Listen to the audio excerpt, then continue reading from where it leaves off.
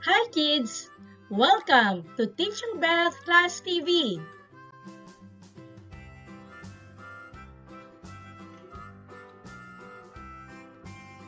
Ngayon ay tatalakayin natin ang pandiwa, mga salitang kilos o galaw. Sa araling ito, iyong matutukoy ang mga salitang nagpapakita o nagsasaad ng kilos o galaw. Handa ka na ba? Alam mo ba kung ano ang tawag sa mga salitang nagpapakita ng kilos o galaw? Ito ang pandiwa. Ang pandiwa ay salitang nagsasaad o nagpapakita ng kilos o galaw. Narito ang ilan sa mga halimbawa ng pandiwa o mga salitang kilos o galaw. Naglalakad. Si Lance ay naglalakad. Nanonood. Si nanay ay nanonood ng telebisyon. Sumasayaw. Ang mga bata ay sumasayaw. Nagbabasa. Si Lay ay nagbabasa ng aklat. Tumatakbo. Si ate ay tumatakbo ng mabilis. Naguhugas. Ako ay naguhugas ng kamay. Nagluluto. Si nanay ay nagluluto ng almusal. Umiiyak. Ang baby ay umiiyak. Naglalaro. Ang mga bata ay naglalaro. Kumakain. Kumakain si Maria ng noodles. Muli, narito ang ilan sa mga halimbawa ng pandiwa o mga salitang kilos o galaw. Naglalakad. Nanonood. Sumasayaw. Nagbabasa. Tumatakbo. Naguhugas. Nagluluto. Umiiyak. Naglalaro. Kumakain. Maaari ka ring magsulat ng mga iba pang halimbawa ng pandiwa o salitang kilos sa iyong kwaderno.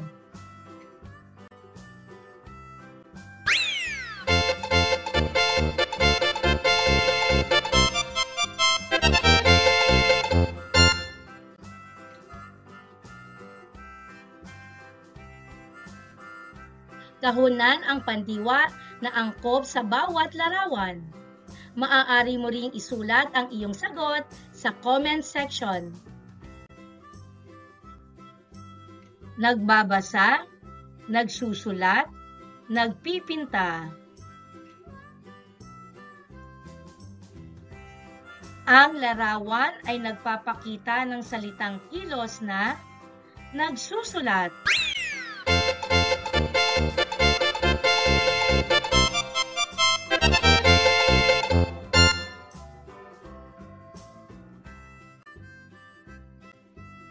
Nagdarasal, natutulog, nanonood.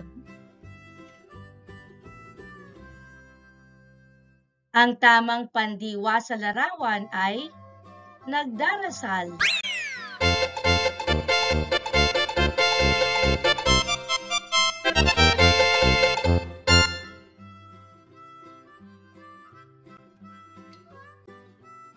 Tumatakbo, naglalakad, lumilipad. Ang tamang salitang kilos sa larawan ay lumilipad.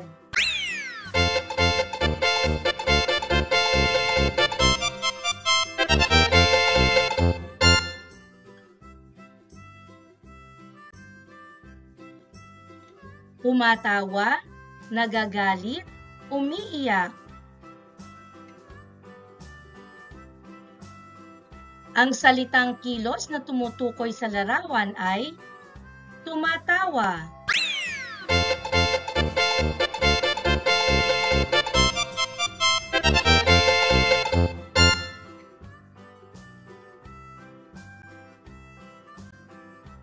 Lumalangoy, tumatakbo, natutulog.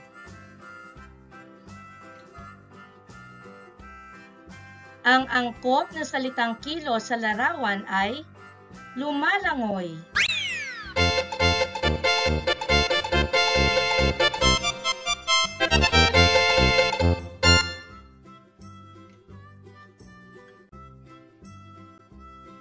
Tumatawa, nagagalit, umiiyak. Ang angkop na kilos sa larawan ay umiiyak.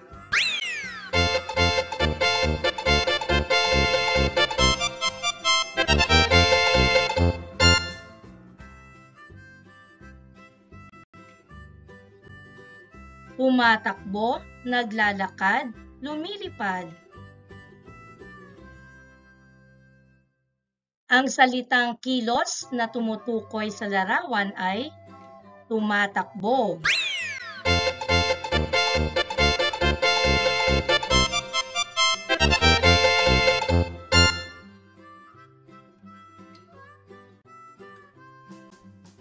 Nanonood, nagbabasa, kumakanta.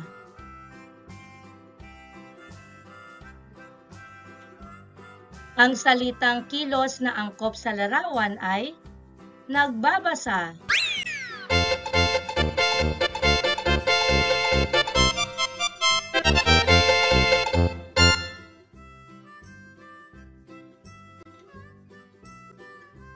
Naglalaba, nagsasampay, naglilinis. Ang salitang kilos na angkop sa larawan ay naglalaba.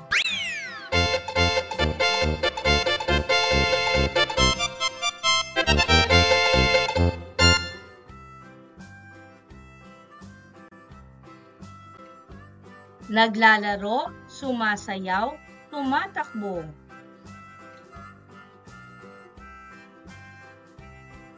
Ang pandiwa na angkop sa larawan ay naglalaro.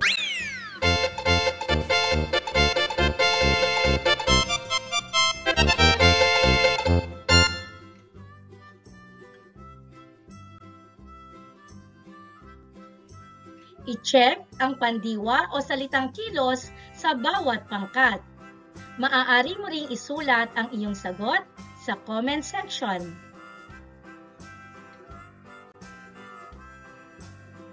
Maganda, bata, nag-aaral. Ang salitang kilos sa pangkat ay nag-aaral.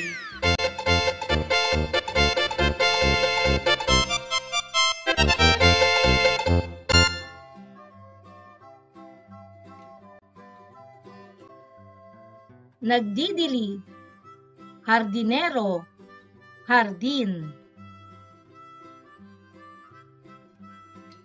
Ang salitang kilos ay nagdidilig.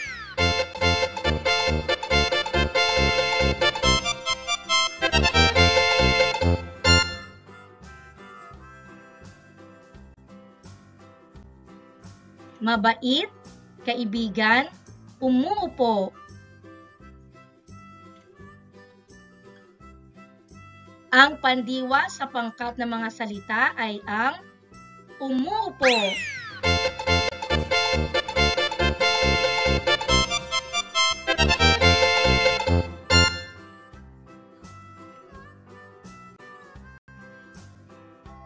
Paaralan, kaklase, nakikinig.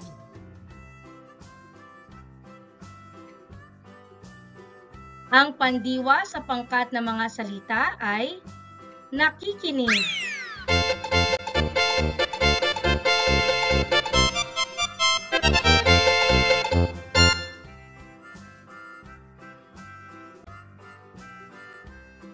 kalaro, naglalaro, palaruan. At ang salitang kilos o pandiwa ay naglalaro.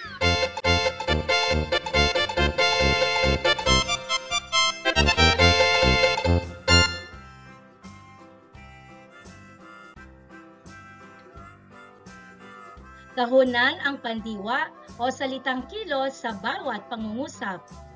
Maaari mo ring isulat ang iyong sagot sa comment section. Ang ibon ay lumilipad ng mataas.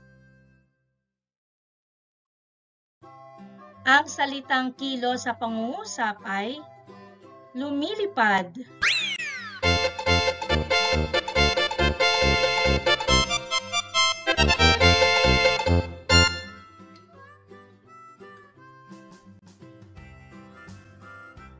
Ang malaking aso ay tumatahol.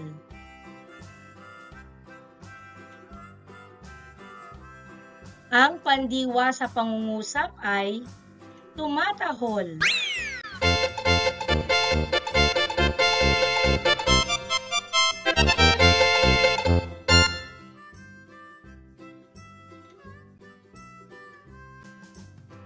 Ang mga bata ay kumakain.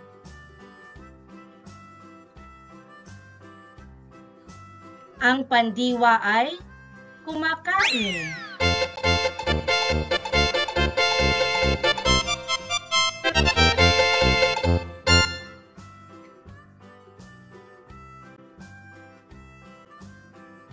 Ang mga isda ay lumalangoy.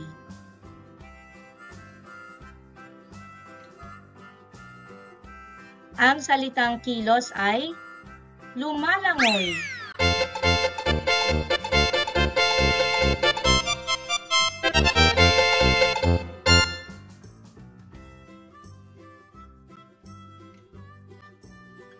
Si Marie ay nagsesepilyo. Ang pandiwa ay nagsesepilyo.